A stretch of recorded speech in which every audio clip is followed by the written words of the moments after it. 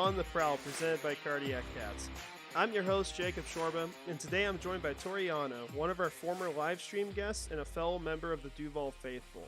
Today, we're going to discuss the 2023 NFL Draft and where the Jaguars stand after making a franchise record 13 selections last weekend. So, after a few technical difficulties and having to do this offline, unfortunately, how are you doing today? Doing pretty good. Excited to talk about the improvements on the offense and the defense for the Jacksonville Jaguars this year.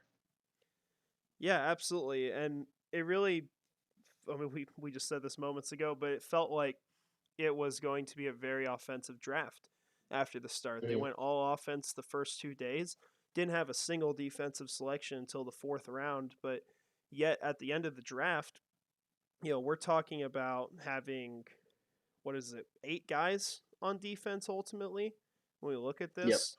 So, I mean, it ended up being a very different draft than what we thought by the end of it. Oh yeah. Yeah, completely different draft. And you took a guy in Derek Parrish in the seventh round that can play offense and defense. Yeah, that was a very interesting selection. I'm curious if they will actually utilize a fullback on the roster this year. Yeah, I think it really solidifies their thought process in getting better in their ground and pound game, especially being able to close out games with the running game and not relying on Trevor Lawrence to just milk the clock and putting his body on the line. So I think it was a very smart decision in the draft strategy. Oh, absolutely. And we talked about on our channel, probably months ago at this point, that maybe the most underrated part of this team that needed to be improved was in that run blocking. We had an offensive Hmm. line where a lot of guys were really good at pass blocking, but when you look at like their grades as a run blocking unit, I mean, it is like 30th in the NFL. It is among the absolute worst. And I don't think they should be that low, but they're definitely a team that needed to improve there.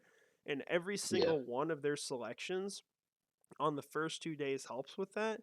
And then you even get, a guy like Derek Parrish later in the draft. So definitely gotta love that if you're a fan of ground and pound. So, but with that said, we're gonna kind of go through these kind of selection by selection, at least for the first few days, and then recap day 3 in general. But we're gonna start with this Anton Harrison pick. And so I know you are a huge Brian Branch fan. For myself, I was big on Dalton Kincaid and Osiris Torrance. I kind of warmed up the Branch by the end of it and was rooting for him at 27. But obviously, Jacksonville went a different direction and even didn't trade up for him in the second round. mhm. So, what are your thoughts on this selection for the Jaguars and the trade back? Two of them, actually. Yeah. Trading back from 24 to 25, and then 25 to 27 to get Anton Harrison and select him before the Cincinnati Bengals or the Kansas City Chiefs could select him was a phenomenal move. It was an A+ move for me. I thought that it solidified the offensive line. You still have that competition at left guard available between Ben Barch and Cooper Hodges and even Tyler Shatley. So you have the opportunity to get an additional starter in Cooper Hodges from this draft. But I think having Anton Harrison solidify that right tackle spot, which has been confirmed, Walker Little will be the starting left tackle. I think having that addition on the right side and replacing Juwan Taylor immediately gives people, not even just the fans, but the coaching staff, a sense of security, knowing that you have possibly, I think he could be the best tackle out of this class.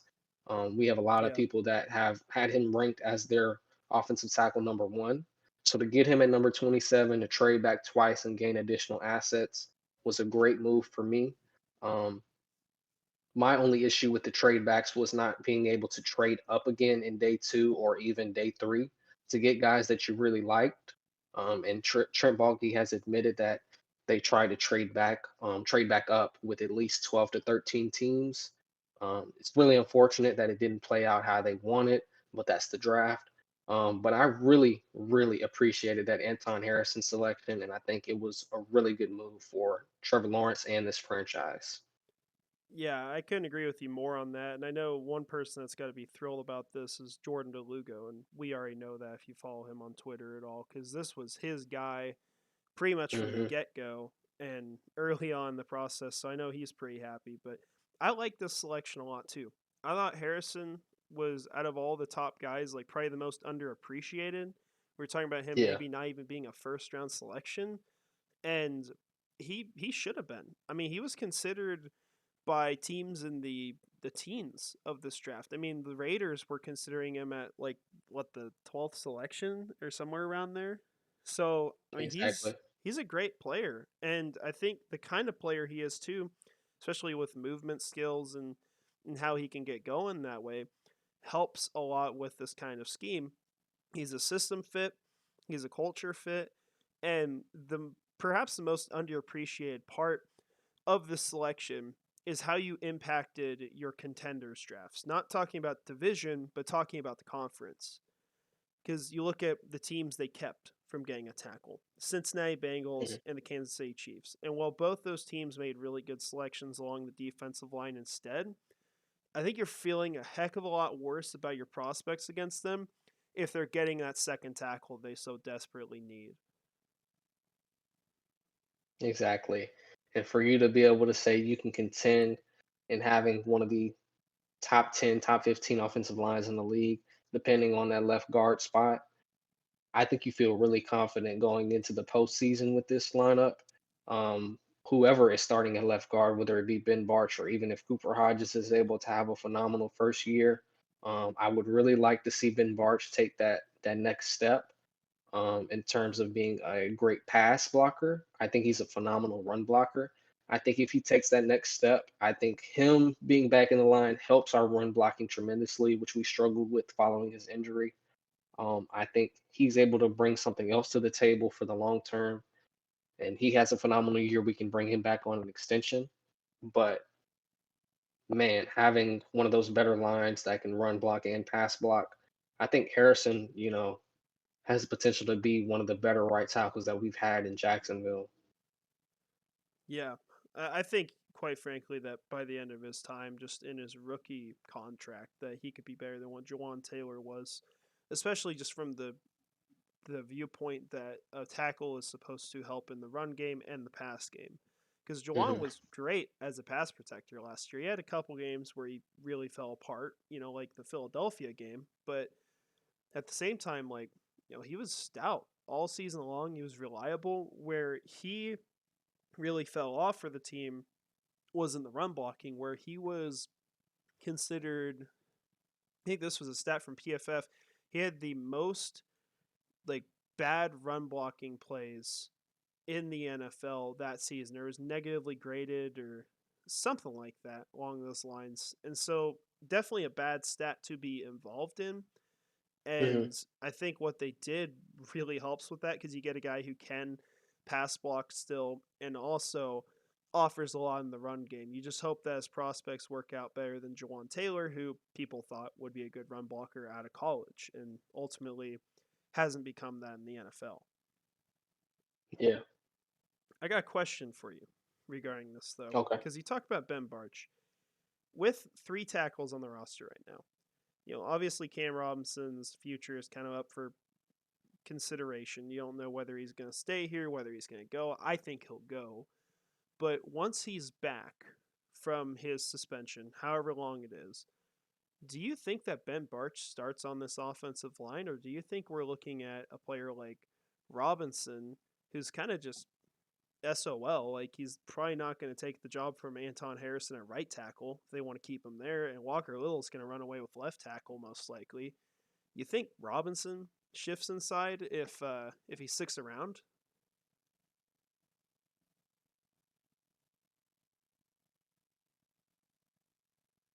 Still there?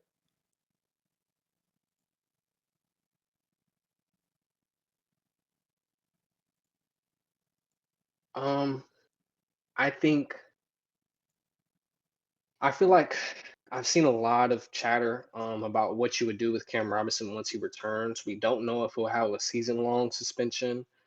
We don't know the severity of the PED suspension. Still kind of waiting on that. It could be a 4 game, it could be a 2 game, it could be a 12 game, it could be an 18 game or 18 week. Um, so it really really depends on the length.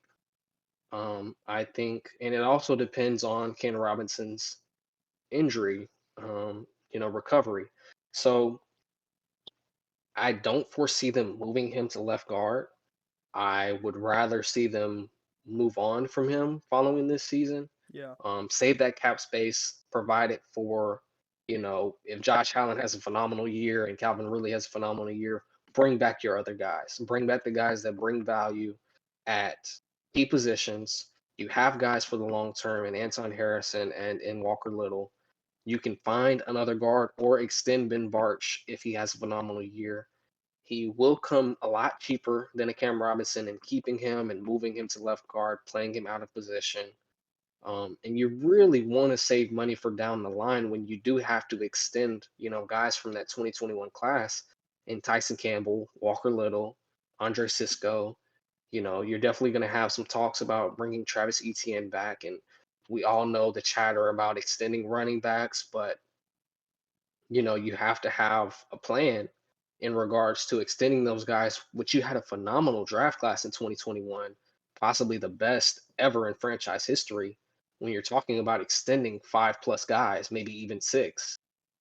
So you just have to be prepared for that. I think they are aware of their cap situation. They understand the logistics and understand that they have to be prepared to make extensions next year and the year following. You have to worry about that Trevor Lawrence extension. So freeing up the money from Cam Robinson deal just makes sense. I mean, you have a good swing tackle in Josh Wells that can play left and right. You have a lot of guys on the back end of the roster like Blake Hance who can play interior, he can play outside. Um, and then even Cooper Hodges, he's coming in as a tackle prospect who's most likely moving to guard. But you have so much versatility from your offensive line, and that's what they valued in the position. They want guys that can move around and play different positions. I just don't see that with Cam Robinson. He's not one of the guys that they brought in on this team, but he is a guy that Trent Baalke did extend. So they see value in him, but I don't think they see positional flexibility value in him. He doesn't have that versatility to his game. I mean, he really hasn't moved around at the NFL level at any point, as far as I can recall. Wasn't he left tackle his first year with Jacksonville? Yeah, he was. Yeah, as soon as he came in, he earned that left tackle spot, and he hasn't moved at all.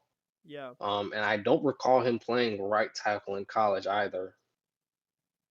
Yeah, I mean, we could definitely look into that, but I get what you're saying there with the positional flexibility for sure. I think the best case scenario is trading him before the trade deadline. If it's for him to have a 6 game suspension or 4 game, whatever it is, Hmm. probably 6, because I think you get closer to the trade deadline there.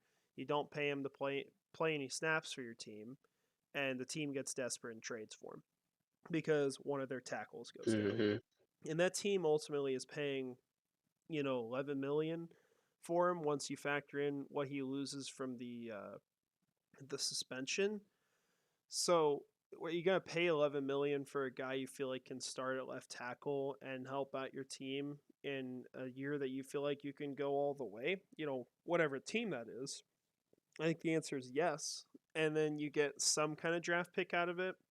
If not that, as terrible as it sounds, you almost kind of just hope he's suspended for the whole year, so you don't got to pay him anything. It's just I don't see Cam Robinson moving around at all. Looking back on his career, he's the first true freshman to start at left offensive tackle for the Crimson Tide. So he's been a left tackle from day one. He Yeah. has not moved around in college. Um, he played 3 years at Alabama from 2014 to 2016. He was their starting left tackle. He came into the NFL, immediately became the Jaguars starting left tackle after being taken in the second round. There's just no value in trying to make him a left guard or make him a right tackle. You have a guy that you took in the first round this year to replace him and be the right tackle for the future. I think I would agree with you that the most value can come out of trading him, paying a little bit of the allocated and guaranteed money, and then getting another team to take on the rest of his contract. Um, teams that I could see doing that. It's very difficult to say who is looking for that type of a left tackle that can start day one. Who could have Um, injuries on their offense yeah, line? Who's more that injury has prone? injury risk. Like maybe the Miami Dolphins. I don't know if you want to trade in conference, but um, Hmm. they have well, they got Tron Armstead, right? He was a big injury concern before, so Yeah, maybe Cam Robinson's a guy that just goes a little farther south in the state. So maybe them. Plus, they clearly don't give a crap about cap space based off their off season. Fun yeah. fact here: you know how many how many snaps he took at right tackle in his college career? Um, I do not see the amount of right tackle snaps that he took. Five. 5. 5 snaps. That's all he's done there. So definitely not going to be a versatile player. That is a good point on him that I really haven't considered. But yeah, I Hmm. would prefer for him to go to another team in Jacksonville to not carry any of the cap. And if you look back Hmm. at the signing then for Cam Robinson long term, if that's the case, you really can't knock the long term extension as much because you ultimately paid him the same amount he would have got on the franchise tag because they Yeah, paid him like 7 million, right? And then you're gonna have 5 million against the cap this year and the next year. That adds up to what the franchise tag was, and you get draft capital back from him. So yeah, I would have to say like at that point you don't feel bad about that signing at all. But if he sticks around through some of it, then you're not very thrilled. So ultimately, yeah, I'm a big fan of the Anton Harrison pick. It just took me by surprise when I was at the draft. I just kind of like didn't really know what to think at first, and I thought about it more. I was like, oh yeah, I guess the Bengals and Chiefs aren't going to get their guy, because that was really the last person at that position at that point. It's yeah. like Matthew Bergeron maybe. That was about it. And I was not a big fan of Bergeron, so when I saw him Yeah. get taken in the second round by the Falcons, that was one of my sighs of relief. Another one was when I saw Brian Bresee go to the Saints. Oh man. Sigh of Yeah. relief. Um, if you follow me on Twitter, that is one of the guys that I did not want the Jacksonville Jaguars to select. So it's just, I don't know. I think Cam Robinson's situation is very sticky. I think the Jaguars are handling it very well. They have an opportunity to move on. The cap situation that they have on his contract is very, very easy to manage. You can move on from him as early as the trade deadline, as you suggested. I just don't know a landing spot for him. I just can't. Nothing comes to mind. It opens up in the middle of the year. It always does. There's going to be Yeah, some team that's going to lose a tackle that's going to look at him and say, okay, this guy's started his entire career. He's been all right. Like, that's going to be a better option than any other person on the market because what player who's better is going to be shopped at that point? exactly. Yeah, you would need a very good player on a really crappy team that's clearly needing to rebuild to hit the market for Cam Hmm. Robinson to not be a valuable commodity to a team that's desperate to get a tackle. So it's a long term projection to say he's going to get traded, but that's how I think it's going to play out at this point. I think that's the best case scenario for the Jaguars, and they still have a really good offensive line at that point. So we'll have to see Exactly. what happens. But yeah, the Anton Harrison pick for me, you said A plus, right? For your A grade? plus. Yeah, I'd probably give it about the same. Maybe just an A. I don't want to be like incredibly biased, but I really liked the prospect, and I felt like it had a ton more value outside of just the team because of how you impact your contenders. And you also got a ton of draft picks out of it, a fourth, a fifth, and a seventh for 3 moves back. Obviously, you couldn't Hmm. trade up with those, but just looking at that alone, like that's a heck of a pick. Yeah. So definitely all right with that. And the guys they got from that, Tyler Lacey was your fourth round selection. So you got him. You got Antonio Johnson from the trade with the Giants. So that's pretty awesome. And then the final one was Derek Parrish. So you got 3 players out of that trade back, and I'd call that a win. You like the ones you got, so let's talk day two a little bit here. We got 2 guys that got selected that confused a lot of people right off the bat because they were either saying who the heck is that or why did we pick this position. Just Yeah. depends on which prospect. But the first one was Brennan Strange at 61 from Penn State, a guy who's more of a balanced tight end. He has the appearance of a Doug Peterson tight end when you watch him on film. He's a good receiving threat. It's not perfect, but I liked what I saw from him. He's a strong player as well, gets yards after catch, but he also doubles as a blocker and adds a whole lot as far as the creativity you can have with your offense. Fun fact, Penn State was one of the teams in college this last year that really ran the T formation a good amount. And you saw Jacksonville even use that in the playoffs at one point. They've used different variations similar to that. Like Hmm. the system Strange comes from does make sense for Jacksonville. And you even saw the team double dip from that college team later in the draft with Washington. So, what were your thoughts on the Brandon Strange pick after a few days to kind of research him as a player?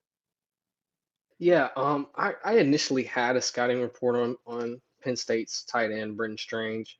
I had him rated as a day three guy, an early day three guy. I thought he had the potential to be a really good receiving threat. He didn't have as many catches in college that you would expect from a top tight end, but he's a very strong blocker. He's a very willing blocker, very intelligent. He's very good with the run after catch, similar to his Penn State teammate and now Jacksonville Jaguar teammate Parker Washington. I think he has the potential to be a potential future tight end one. He's 6'4", 246, has the strength, the intelligence that you want. He's a solid route runner, a willing blocker, like I stated. I think he can be a really good guy for us. I did not have him ranked this high to go day two. I understood that there was a big tight end run early in the second round, and you saw a lot of tight ends go following Britton as well. So I think following the draft, understanding the runs and how the draft operates, understanding that you have to meet value with need, but also understand how the draft is rolling. If you want your guy at tight end, you had to take him there in the second round. So after, having a few days to understand what took place, I kind of agree with the Brenton Strange selection. Um, do I think it was early still? Yes, but he also brings a red zone threat for you. He's another big body for Trevor Lawrence. He can operate in the slot. He can operate in line. You can put him outside. He's operated outside in Penn State, and I love the Penn State offense that they operated last year. And like you said, the T formation that they utilize in their offense. So he could be a very good long-term piece for us. And getting that tight end too, that was a big hole that a lot of Jaguars fans circled. And having him develop under Evan Ingram could be very phenomenal. Yeah, that's definitely a good player to develop under, as long as he's not asking for 18 million a year a few years down the road. But hey, Yes, maybe he'll be worth it, right? Who knows? I, maybe. with tight end in this draft, if we were picking one this early, I wanted a tight end one, and Yeah. Strange can be a tight end one. And so I guess that's like where some of my issue comes in with the pick. I do like the player, watching him, Hmm. but it's the question of like what you're getting at that point and what you're passing on. And we try not to go to that argument too awfully much because like with that argument, heck, people would probably give Anton Harrison like a freaking D minus because they'd say Brian Branch was right there. Why didn't you take him? He's Yeah. potentially a bigger need, although not sure I feel that way now looking at the Cam Robinson situation. But I think what's strange, like you did miss out on other prospects throughout round two, and they made attempts to move up for guys. I know one of them that was conferred was Cam Smith. Another one might have been Keon White. They wanted to move up for, but Yeah. um, they had opportunities to get players I felt like would have played a much bigger role with the team, and they weren't able to. And that is probably the one failure from this draft right now is not being able to move up for guys. They still did good with their selections, but that's questionable to me. And then why didn't you pick a guy like Torrance at 56, who I would have figured was easily more valuable than Strange at that point? Apparently, there's character concerns. I have Hmm. no clue where that came from, but is what it Me neither. is. Yeah, Yeah, just kind of a bizarre thing. But you know, I don't try to grade that too hard. I do gotta throw it out for this pick because this was a very confusing selection. But Brennan Strange will be fun on this offense. What he will give you is a fantastic tight end too, and a great complement to what Evan Ingram does on the field. The question is, can he be the number one if, say, Ingram leaves the team next year? yeah, And that's where I don't have as much of an answer. We gotta wait and see. But I trust Doug Peterson, and so with this selection, I'd probably give it maybe like a C plus. yeah. That was kind of in the range that I had him at a C plus, really based on the value that you assessed with him, as well as the players that were available, and the players that you were unable to trade up for. For me, I view him as, a really good possession tight end. I think he has the ability to be a great blocking and position tight end. You can move him around. He's great in space, 4.7 speed for a tight end. He's not the same athlete that Evan Ingram is, but he's a similar level athlete. And that's all you can really ask for. And he's a dependable blocker. He does the dirty work around the line of scrimmage. He's a sharp route runner. He's really able to create space, and that's really what you want with Trevor Lawrence in the fold. You want guys that can create space, operate in space, and create something out of nothing.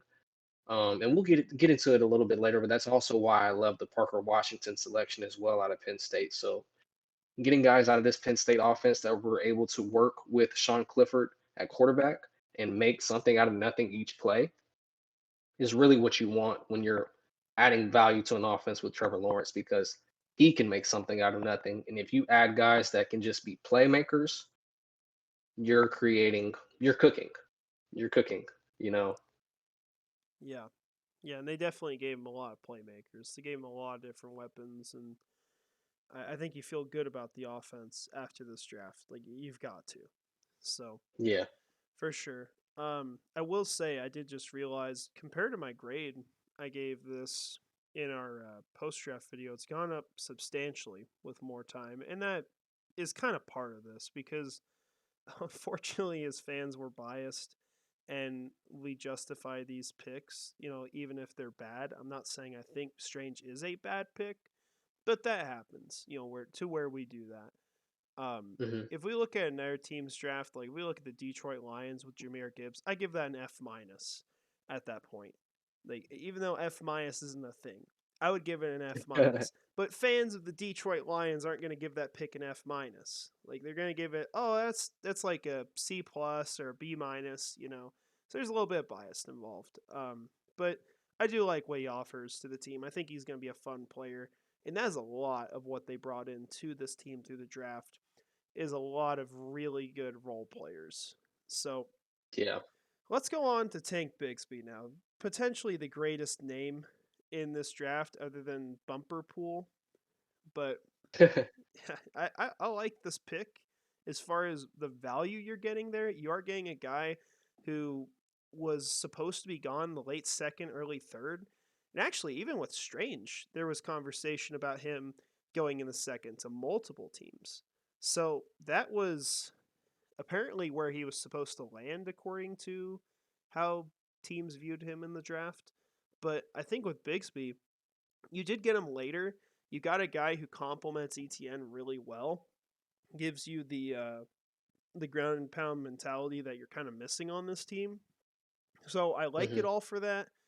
And there's the upside that maybe you have him as running back one in certain scenarios where ETN's out for a while.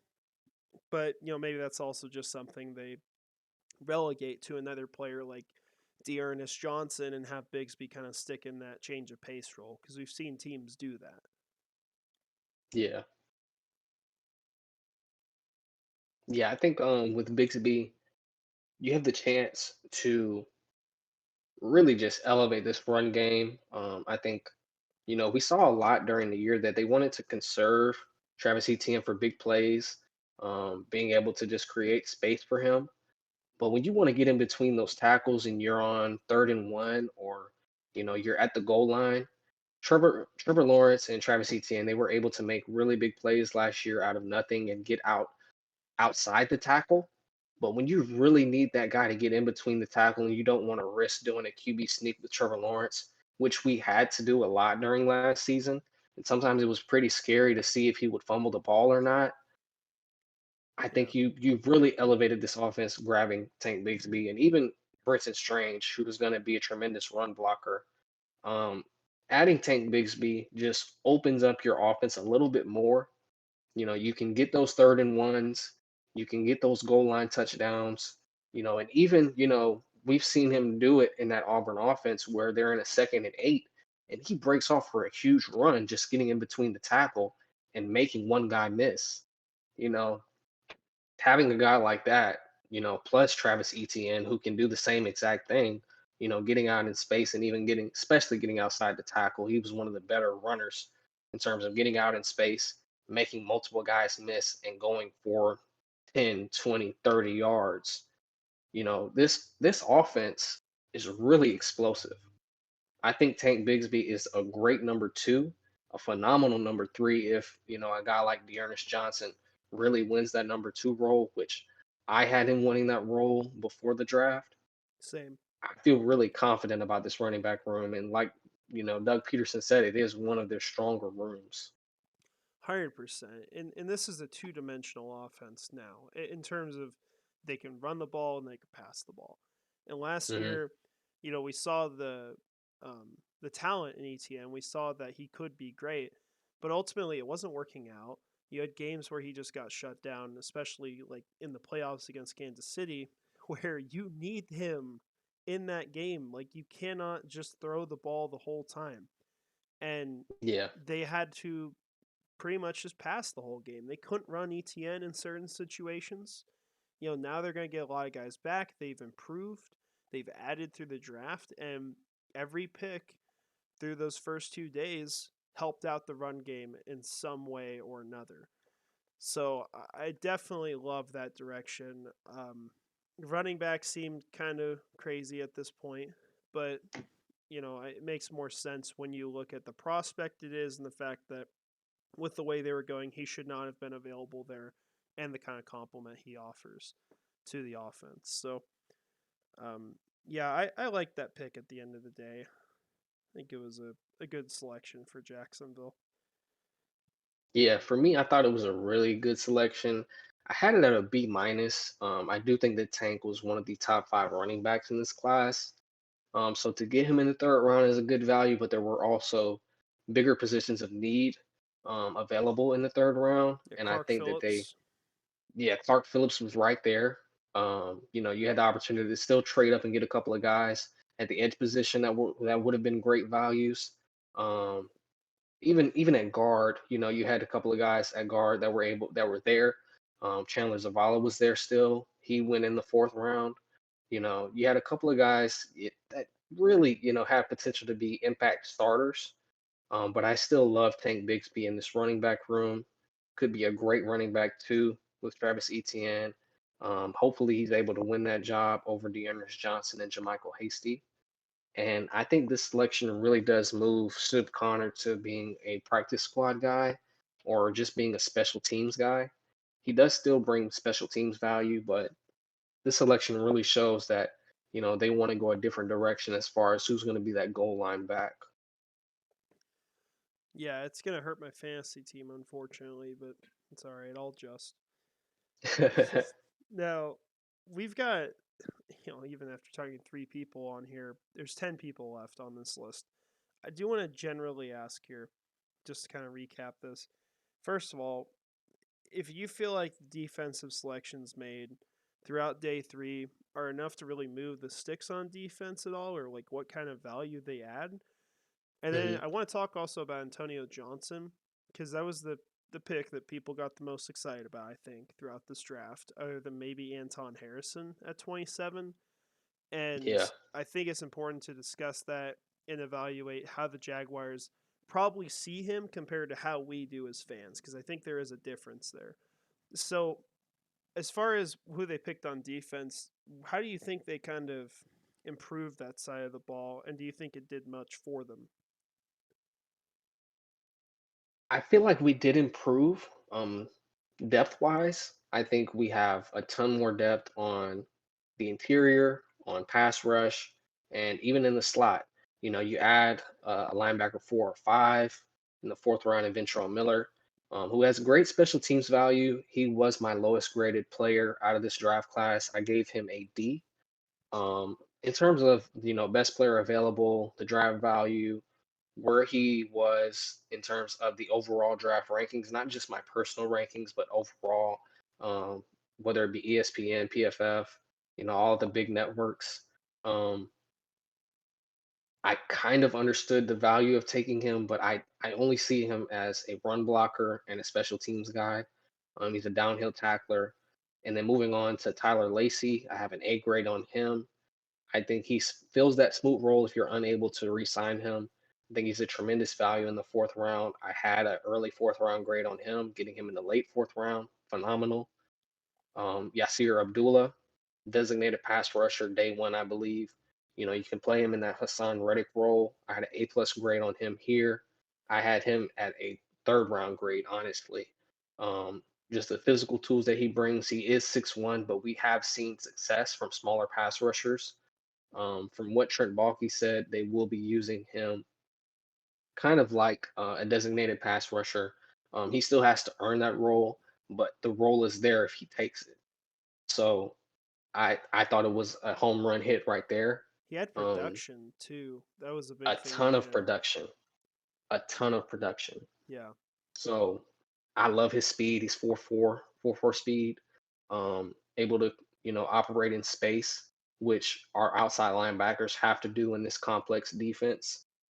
He was able to create turnovers out in space too and get interceptions and pass breakups. So that's another big plus. He fits our scheme, and I just love that selection right there in the fifth round. I thought it was one of our better selections. And now we are going to hop into Antonio Johnson, who was really one of the crown jewels of this draft in terms of Jaguars fans. Um, I had an A plus grade on him as well.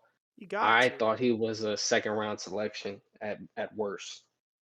Yeah. 100% agree. Like, getting him in the fifth round is awesome for this team. And he will have a role with this team long term. And I think he becomes a starter somewhere. Where I think Hmm. that is, though, based off of what they said, probably isn't in the slot. It's probably as the strong safety. You're probably talking about past this year, maybe, rolling with Andre Cisco and Antonio Johnson in your backfield, which I'm good with that. Like, I'll take it. Now, Yeah. it's important to note that Antonio Johnson is down this far on the list for the Jaguars. They valued Abdullah higher, Lacey higher, Miller higher, Bigsby, and even Strange higher. So where they had Antonio Johnson on their board was definitely lower than what the Hmm. community consensus was. And you kind of see it reflected through their talk about him. Not that they think he's awful, right? But he's not an immediate starter. He's a Hmm. safety to them. He obviously played great in the slot in college, but that's not the way they see him right now. And I hope that they get him lined up against tight ends and use him in that kind of role. You even saw Rayshon Jenkins move into the slot a little bit last year. But with Johnson, they're going to look at him as a safety, and I think he's a player who's going to earn that starting role after a year. And just really got to wait for his time because, Rayshon will save this team money if they want to move on from him after the year. And that's that's a decision that'll have to be made at some point. Obviously, Rayshon's earned his stay right now. He played phenomenal last year, but Hmm. if he doesn't really keep up with that kind of production, that kind of impact, things could change. And so, you have your backup guy ready to go and you get phenomenal value here. But I don't think the Jaguars are looking at Antonio Johnson like, oh man, we got a steal in the 5th round. We're gonna put this guy in at slot, and we don't have to put Trey Herndon on the field. That's just how we're looking at it as fans, not the team. Yeah, yeah. I think he brings even more versatility to this defense. Um, Having him be able to move around as well as a Devin Lloyd that can move around. We talked about this before the production that Devin Lloyd can move around to the slot, to the edge, stay in the box at middle linebacker, and play alongside Foye. Um, but then you can move Antonio. He can be, a sub linebacker. He can play at slot. He can be near the line of scrimmage and play slot. He can play strong safety and be your big safety next to Andre Cisco. He has the speed and the coverage to be able to handle the outside. I don't think that you can move him around the corner, but him being able to, be a line of scrimmage slot and really man up on tight ends at 6'3", I believe he's about 220. He's able to, help you against a guy like Travis Kelsey. I don't think he's a tight end shutdown guy, but I did have a high grade on him as far as his ability to handle tight ends potentially at the NFL level, and I think he is going to be that type of player by the time January comes around, and he can help us. He can help us a lot, whether it be in the slot or be in the box or at strong safety. So he brings a lot of versatility. Him and Devin Lloyd are going to be key chess pieces for this defense, I believe. And I think Dave Caldwell is going to be able to move him around, however he pleases. 100%. And I hope they move him around a lot on the defense. Like, I want to see him get good snaps his first year, despite probably not having a clear starting role where he stays at one position for the majority of the time. But he's a player they definitely need to get involved. And I think he's a starter at some point here pretty soon.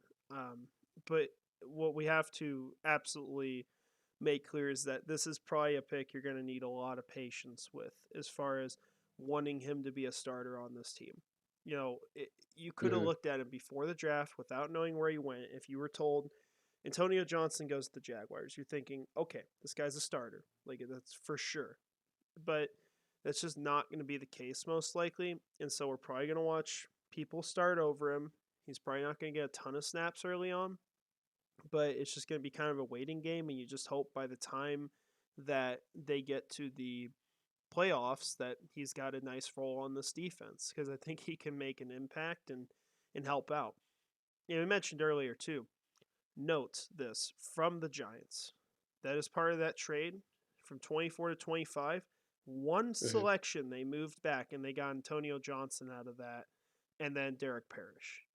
Like, it just tells you how valuable that trade was and how good of a move it was. Because if you told anyone they could have a player like that for just moving back one selection in the late 1st round, they take it in a heartbeat. So absolutely gotta love that move for the team. Oh yeah. That's why I gave it an A+. I think it was a home run selection. And I also want to reiterate my mistake. I said Dave Caldwell. I meant Mike Caldwell. Oh, I didn't even But notice. yeah, I just wanted to catch that before we see any comments about it. Yeah, they've already But typed it by the time you corrected that. By the way. oh yeah. But I feel really good, especially, going back to the Anton Harrison move, trading back and being able to get a talent like Antonio Johnson and even Derek Parrish. This is a guy that was a tackle for loss master, Houston. He was only able to play 4 games last year, but I think if he was able to play a full season last year, he could have went earlier in day 3. Us potentially moving him to fullback could be a really good move. I think he's capable of playing the position. We've seen Trent Baalke do this before, moving a defensive lineman to fullback and making that transition. But if you've seen him in his return skills on defense, he's done a couple of scoop and scores, and he can move. This guy can really, really move, and he's a very powerful guy. So I think in the run block area, he's going to help us a lot. So just, reiterating on that trade, it was a really great move, and I'm excited for Antonio Johnson to be a Jaguar. Yeah, I'm pretty pumped for some of these selections. Not all of them, but I got really excited on day 3 with a lot of the players they started bringing in. So it kind of leads us to our final conversation here. They talked after the draft about how they're going to reevaluate the roster. They're going to kind of follow what happens in training camp and just kind of OTAs, all that stuff, and Mhm. consider whether they're going to upgrade, whether they need to address something. What do you think are the main issues with the team right now? Like what are the biggest concerns that you have left? Um, I would most likely say the biggest concern that I would have is most likely still at that left guard spot. You're going to have a competition for it. I would not be upset if they traded for a guy that could be, a solidified starting left guard at the NFL level. I think Ben March can be that. I think we still have to see another season out of him in complete health, and get him through a full season. I think he upgrades your run blocking tremendously, like we talked about a little bit earlier. Had one of the higher guard grades throughout the first 4 games of the season last year, along with Brandon Scherf. Look at it If he's against the able to stay Eagles, healthy, yeah, he for played example. phenomenal. Had a career game against the Eagles, Yeah. even when Jawan Taylor was struggling. So I feel really good about the guard position, but I think it could improve. We were looking for that selection of Osiris Torrance this year, but I think they expect for Ben Barch to come back on track and have a really good year, and for them to get an extension out of him. Um, so I think they felt confident about their offensive line following the Harrison selection, and that may be why they took a Cooper Hodges later in the draft. I think Cooper Hodges could still push Ben Barch, for that left guard spot because Hodges is a very, very balanced tackle coming out of believe where did he come out of from Appalachian State? Yeah. Um, so he's a tackle to guard conversion similar to Barch coming out of St. John's. I think he could be a really good player. We took Barch, I believe, in the 4th round in that 2019 class. So getting another guy that can transition from tackle to guard but be a balanced guard, I think it's a really good selection. You get him in the 7th round. I had him as a mid day 3 grade, so getting him in the 7th round was a really good selection. I had a B+ grade on that. But the left guard position is still up for grabs. I think you still can upgrade at edge. You can always get better at edge, in my opinion, no matter what team you are and who you have on the roster. You can be comfortable at edge at times, but you're always looking to get better at rushing the passer. Even the Eagles had, one of the better seasons ever last year in terms of rushing the passer. I think the most sacks ever in franchise history and in NFL history in terms of sacking the quarterback. And, we saw them get better at interior pass rush this year, selecting Jalen Carter, took another edge in Nolan Smith. So you're always looking to get better at rushing the passer.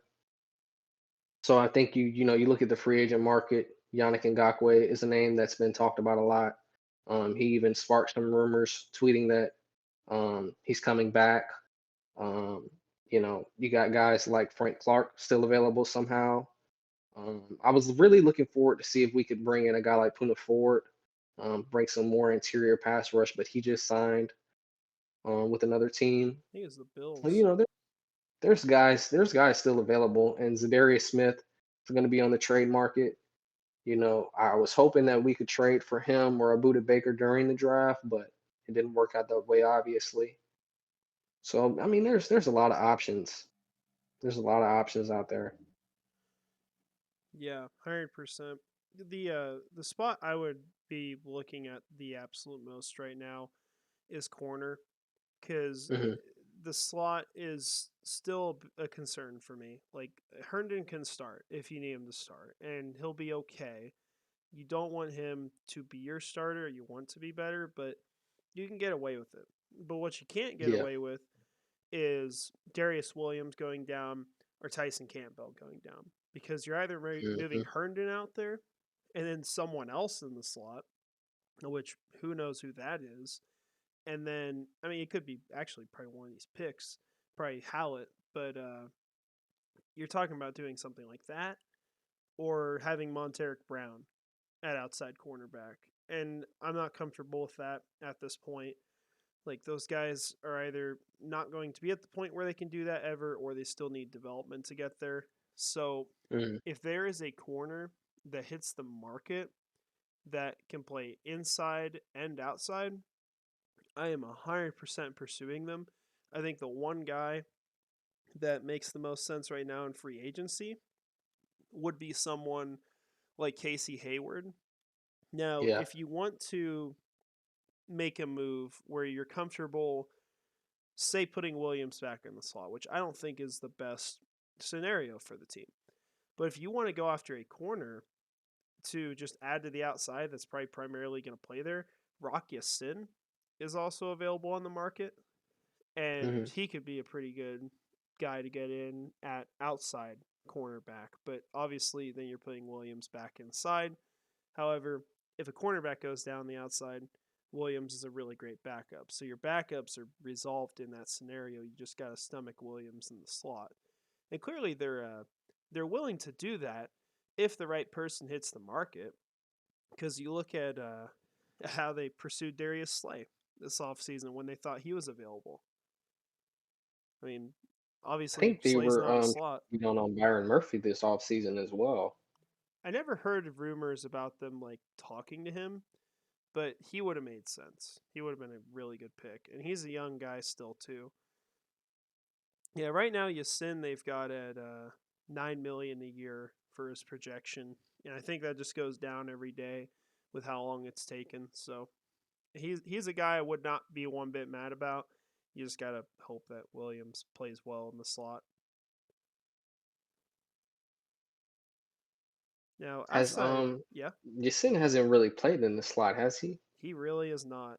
That's the issue with him. I mean, we'll look at the snaps by position. I'll have to flip this over to the NFL and then the right year as well.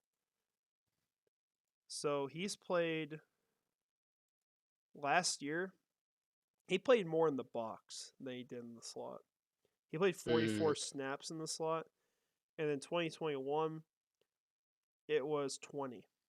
So it's pretty bad as far as his prospects inside. But I wouldn't get mad at a move like that. Probably the smartest thing is just go get like a Casey Hayward who did play an entire year pretty much in the slot a while back and is going to bring in a veteran who knows what he's doing. Was actually regarded as one of the better cornerbacks in the league before last year. So get a veteran presence in there, kind of resolve that. Um, yeah. Only other places I'd think about probably outside receiver. Because Parker Washington, while he's a really fun addition, isn't really an outside guy, and you've got Tim Jones essentially there. I'd like to upgrade that if you can, but that's not a necessity. And outside of that, I think it would be nice to get in a veteran pass rusher. If you want to bring back Smoot, great. I think they can do that regardless.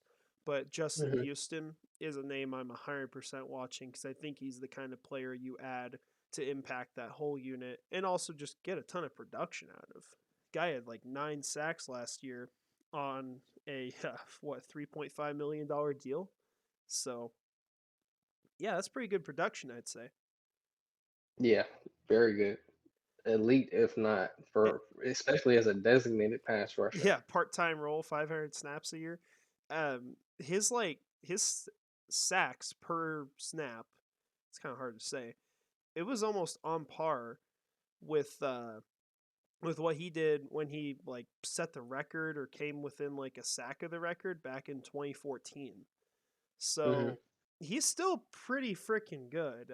He would 100% be a name I want. He's the top guy on the market to me at this point. But this team has money to go make moves. They could trade for someone. The only problem is how you negotiate that with the Calvin Ridley compensation because you have your second, third, and fourth picks tied up in that. So that's the main issue. But they Yeah. have the money, and they're going to have the money the next year. And the way they structured all those signings from the air off season, those signings go away as soon as this 2021 draft class is up for their contracts. So there's a reason why it's designed that way. Yeah, I think honestly the best case scenario. is them trading that fourth round selection that they received and that trade down in the first round this year. They received a 2024 fourth. I believe that was from the Bills, if I'm not mistaken. Is the Um, Saints they traded with this year? the Saints. Yeah. Okay, from the Saints. Okay. I think trading that selection and another selection for a player, whether it be as a Darius Smith or whether it be a corner or even getting another tight end in the room, it would make sense to me. Because we're unlikely to see Evan Ingram leave, but you don't have certainty. He hasn't signed a tag. We haven't seen an extension. We've seen them invest already early in the tight end position with Brenton Strange coming to us in the second round. So it's really difficult to buy into that tight end room right now.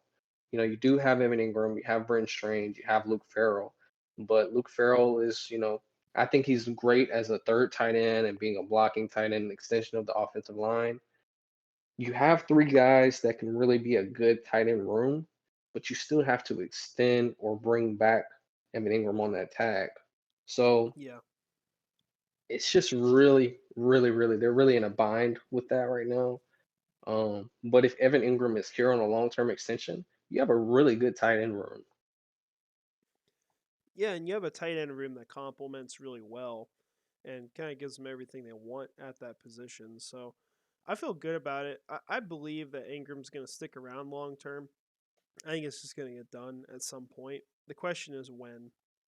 Because Yeah, Jacksonville's freed up the money to be able to do that. And they could pay him a little bit more than what we're comfortable with and still get away with it. So, I mean, if they made a $14 million deal with him, they could get that done. It's just a question of do you want to do that? And hmm before the draft, I would have probably said no, but now that Dalton Kincaid's Buffalo Bill and he's kind of my top option. I don't really know of any tight ends from next year's class I love that I think they could land that would fit into that role. I also haven't done a ton of research, but I think they've just got to try to lock down Ingram. He's the clear best option for them for the next couple years. So we'll have to see what they do. But I think at some point here in the next month or two, it's going to get done. It's going to come out of the blue. yeah, yeah. I mean, best case scenario in terms of free agent wise, you end up with guys like Frank Clark, like you said, Casey Hayward. I mean, to me, if I were in Trent Baalke's ear, I would be telling him go get Casey Hayward and go get Justin Houston, and Yeah. you're ready to go defensively. You have that third or fourth cornerback that can play inside outside. If a guy gets injured, you have him fill in anywhere. And then Justin Houston, he's just going to upgrade and mentor that defensive line, and having him being able to work with a guy like Travon Walker and work with him on his pass rush moves and be that mentor that we wanted out of Calais Campbell. I mean, it's a match made in heaven for me. Yeah. Yeah. That's why they're my top two guys, too. I hope they pursue them both, but I don't know what they're going to do, really. I couldn't give a guess to it. I could see them not signing a single player, not making a Mhm. single trade. I could see them go making a huge trade out of the blue. So we'll have to see what happens for sure. But you got anything else you want to talk about on here? Just want to, highlight a little bit of the rest of the guys from day three. Sure. Parker Washington, phenomenal pick. I had an A grade on him. As far as the value and what was available, I would have been a little bit happier with a guy like A.T. Perry or Xavier Hutchinson. Parker Washington comes in and is definitely my wide receiver four on this team. He'll have to earn that over Jamal Agnew. Even after we had a little bit of a social media rumbling over the Agnew situation, um, but I think Washington comes in and he can be your wide receiver four, can fill in the slot when you're resting guys like Zay Jones and Christian Kirk, especially. Christian Braswell, potential outside corner that can give us some depth there.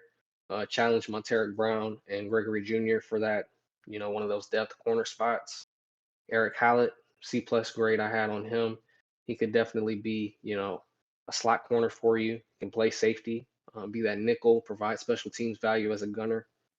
I think he's going to be a really good player for us potentially. He'll have to earn that nickel spot, whether it be as a depth piece in nickel or he could be the starter. I think he could beat out Trey Herndon if he has a phenomenal training camp and he learns the playbook quickly, but that's up to him entirely. We talked about Cooper Hodges as well as Derek Parrish, what they can bring to the offensive line and run in fullback room. But Derek Parrish is also a defensive end, so he could provide a little spark to that pass rush room if they ever try to utilize him there. It'll be interesting to see if they where they designate him at on the roster. He has been, called a fullback, but we could see him utilized on both ends of the ball. We've never really seen too much of that in the NFL, but it is plausible. And then Raymond Vohasek out of UNC, the defensive tackle, just a big body guy, can take on two blockers, provides depth for you, competition for Henry Dogbe, and a couple of the guys that we signed for the interior and free agency to be depth pieces. I think he's, just another a camp body. He could earn a role on the team, but I see him more as a run blocker, not really a pass rush expert. It's just another big body to add on the roster, and I think he's a solid depth piece. But we'll see if he makes the roster coming out of the seventh round. I had a C grade on him as well. Yeah, out of everyone on the list, he's probably the one I know like the least about. So everyone else got a little bit of hype. Maybe Christian Braswell as well. I don't know much on Hmm. him, but I mean, people are talking about it right now. Hodges, he was a local guy too, right? Baker County. Um, I believe so. Yeah, so he's got that going for him too with the fan base. And then Parrish obviously was a really interesting pick and could be a fun one to add in. Although I feel like Brendan Strange is, going to fight him for that fullback spot as well because both of those guys apparently can play that. That's kind of fun. But Oh yeah, to definitely see them try and utilize the fullback position again, which the NFL is kind of strayed away from. I think it'll help, in those goal line situations, help our running back room a little bit, and even help Trevor in pass protection, because you can utilize the fullback for that as well and have him be an extension of the offensive line. So I'm excited to see what they do. I had a B grade on Parrish, I had a B plus grade on Cooper Hodges, a B minus grade on Braswell. He could be a really solid outside corner if he develops. I want to say Braswell had 4.4 speed at his pro day. Um, he's pretty solid. I believe he's 6'1", 4.4 speed. Let me look into it a little bit more. So I'm speaking logistically out of Rutgers. Um, but I think he's a really solid prospect. You know, yeah, he's about 5'10", 183. Um, I thought he was a little bit taller than that, but the NFL he, scouting report, I'm pulling it up for this. He did not, he didn't have a combine invite, yeah, he had unfortunately. he had a pro day. Oh man, what? Yeah, we'll look up what he did as pro day. See if we can figure this out really quick before we wrap up. He had a 4.53 40-yard dash, 4.07 20-yard shuttle, and a 40-inch vertical. Yeah, that vertical is what stood out to me when I saw his prospect grading. Um, Let me see. Greg Schiano was pretty big on him too. Their coach over there. Yeah, yeah, and he brings some special teams value as well. He could end up being a gunner, but there's gonna be. I think there was a lot of they put a lot of value in the special teams in this draft as well. Ventrell Miller is going to be a big piece for the special teams. I think Halleck could be a big piece. I think they want competition at those gunner spots, definitely. But they really want bodies that they can, utilize on special teams that aren't going to be key starters. Well, even throw in Um, that they're probably gonna have to replace Chris Claybrooks yeah, because I mean he had yeah, some Clay Brooks issues may be gone. recently. Yeah, I can't imagine he's on the team with how much they have really weighed into the character side. So yeah, a lot of special teams focus at the end of the draft. I kind of wonder how many guys are going to be able to make the 53 though, because you are going to Hmm. have backups. on the roster that can start in positions, and you have to value that. So I don't know if everyone's going to make the team for that reason, but you're going to have some guys getting replaced too just by some of the early picks. So it's not like they got to remove, a ton of backups off the roster from this or anything like that. I think they'll find a way, and guys will get kept around the practice squad too. Yeah. So, well, cool, man. It was fun. Fun talking about this. Unfortunately, we couldn't do it live here, but for some reason we were just having internet issues only with YouTube streaming because obviously right now, like, I can hear you on here, but it's the way it goes today for some reason. But yeah, appreciate you coming on. You got any last second thoughts or anything? I just feel really good about, the depth of this roster now. Feel really good about, the team overall. Feel like we improved on offense and defense. And if you all are interested in hearing more of me, you can follow me on Twitter at 90210 Toriano. That's Toriano. And you can also follow my YouTube channel that'll be coming up shortly, which is They Know Ball. That is TheYKnowBall. They Know Ball. And I appreciate you, Jacob, for having me on Cardiac Cats as well. Yeah, not a problem. Appreciate you joining. Had to get someone on for the stream, so yeah, awesome, man. Well, we'll probably have a little bit of a dead period here as the weeks go by. We're waiting for news. The next episode we'll have, though, I believe it'll be our last one of the off season, at least until we get closer to like training camp and even rookie mini camp. But we'll have an episode, I believe, so like 2 weeks from now for the schedule release because that'll be coming out soon, so we can kind of break that down, give some thoughts on how the games could go, kind of predict things. So that'll be some fun. But yeah, appreciate you coming on. Appreciate everyone watching this. One last apology for the stream not being able to run, but we'll try to get that figured out for the future. So thanks for watching. This has been On the Prowl presented by Cardiac Cats. I'm your host, Jacob, joined by Toriano, and you guys have a great rest of your day.